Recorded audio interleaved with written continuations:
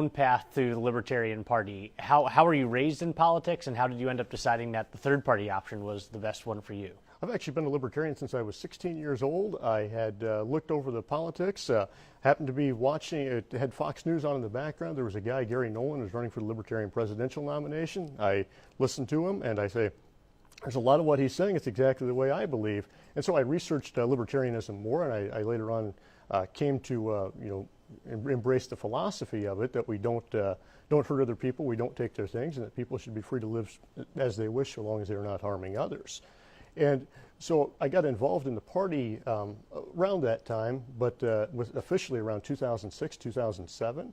I did some campaign management for one of the presidential candidates, 19 years old at the time doing that, and later on moved to Des Moines.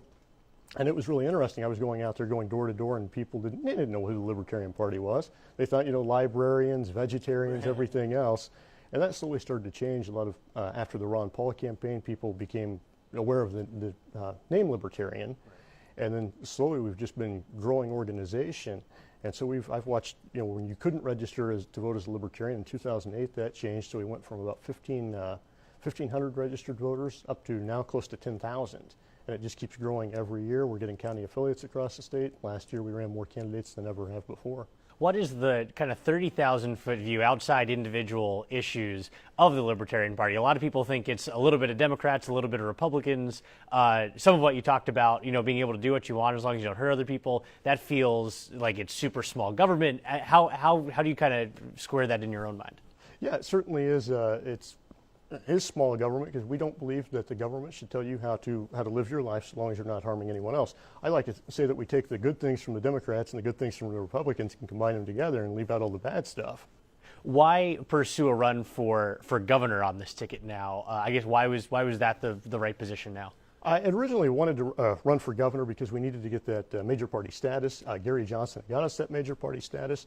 I had left my campaign for governor in January to take over as executive director.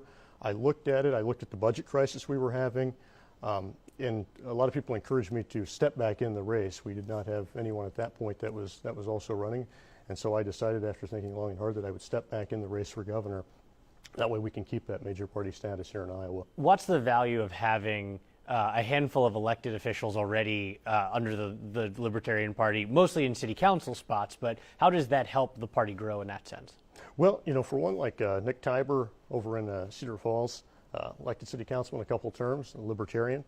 He's able to give us a lot of policy advice too, and a lot of networking and a lot of advice on how to campaign and local organization.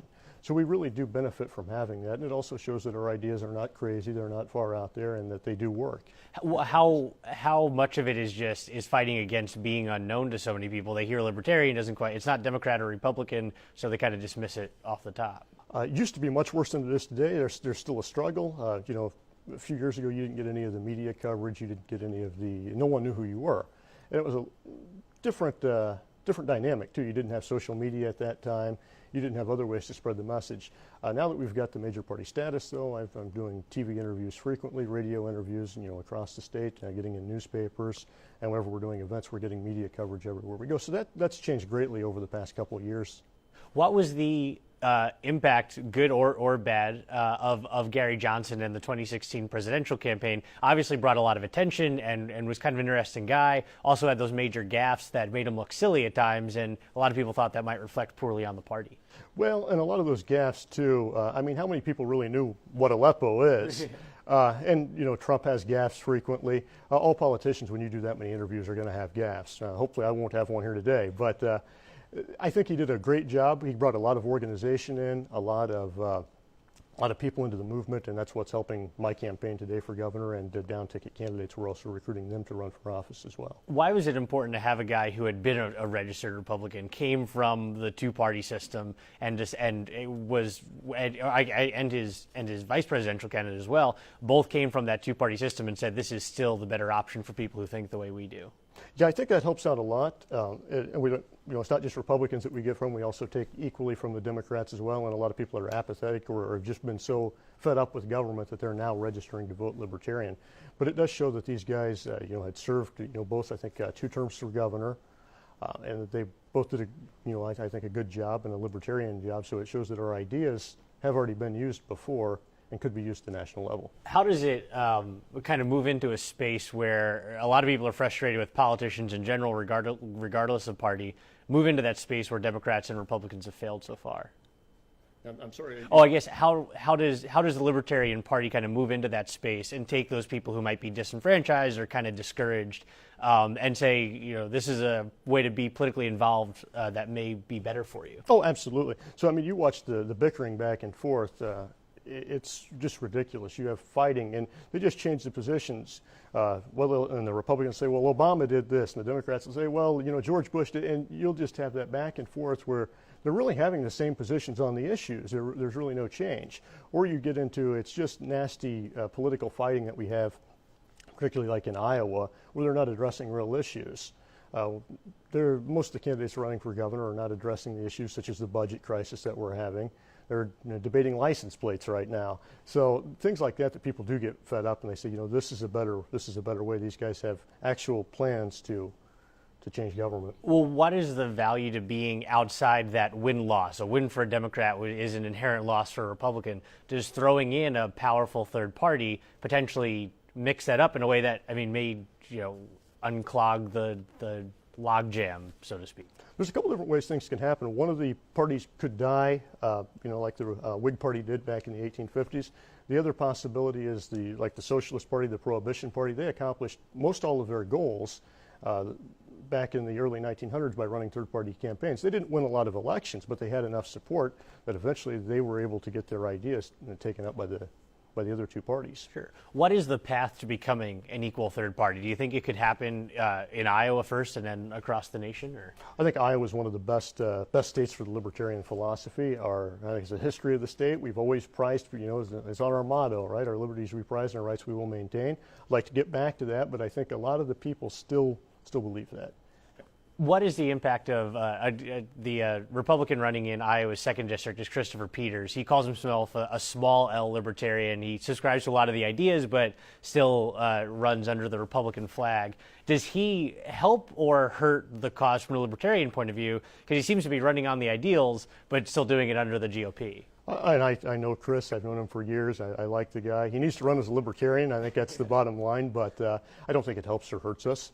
I think it helps, obviously having people out there running on those ideas, that helps. As far as the party itself, I don't think that helps or hurt either one. On specific issues, we'll go over to the state budget so far. I know you said that you had started to look at that already. What is the power of kind of coming out with a big statement or big ideas for that budget, especially because it's such a problem right now in Iowa, and it's something that will have to be dealt with in the next month and a half? You've got to look at everything in that budget. If you look at, even without the sub-details, it's still over 1,047 pages, just without getting into the sub-details of each department, what they're doing. That's a huge, and there's a lot of waste in there. There's a lot of stuff that's just pet projects that could be gone away with. We also have to look, though, at like the research tax credit, the tax credits that have been given out to big corporations. There are some corporations in Iowa that not only do they not pay taxes, the state is cutting them a check. Their state's literally writing them a check. And then you wonder why the budget grows this much. And the Republicans say, well, we've cut government. No, they've cut the project or the programs that people actually needed or were using the most, such as the domestic violence shelters, mental health facilities. And sometimes that ends up costing the state more or costing local governments more. Now they're transporting people further distances to mental health facilities. That ends up increasing the budget, or it just ends up passing the cost somewhere else.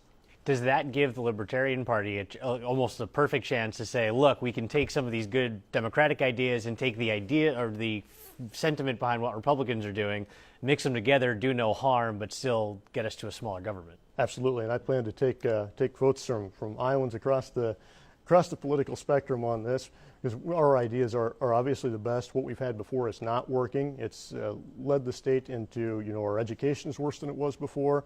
Our budget is in a mess that it wasn't before. We're stealing from the emergency funds. The state can't pay their tax refunds on time. They can't pay your money on time because they just don't have it. And so they may try to lie about that stuff, but I think people know the truth on that. So people are really fed up, and it's both Democrats and Republicans. Years of doing this and years of using the budget fighting against each other, and that's what we're seeing right now. On medical cannabis, we've seen this come up over the past few years in the State House.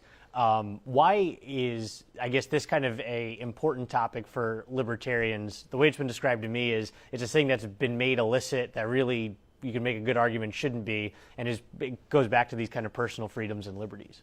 Absolutely. So the medical cannabis, that's one of the issues that actually got me really involved too. It was like the late Benton McKenzie over in the Quad Cities.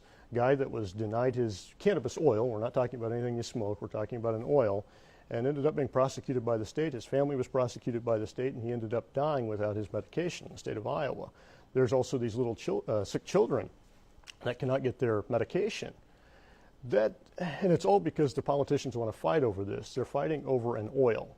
Not something you're going to get high. You can't get higher off this than smoking the weekly newspaper, but they want to fight over this issue, and they want to block this, and I don't get that. We have people that are so out of touch, almost sociopaths that are controlling the state that are blocking this stuff. And it's not all the members of the legislature, don't get me wrong. It's these people in these certain groups that they have, these committees that they have that are blocking this. Do you think it mostly breaks down on partisan lines? When those bills don't pass, it's mostly because of Republican votes killing them. Is this an idea of a Democratic win is a Republican loss, and so therefore they vote this way on a bill that a third party, a populist third party in a legislature might be able to change? I think so. Yeah. I think that we could definitely, and that's the great thing about being libertarians. If we get into office, we can actually work with both sides on the issues and get the things that most need to be dealt with.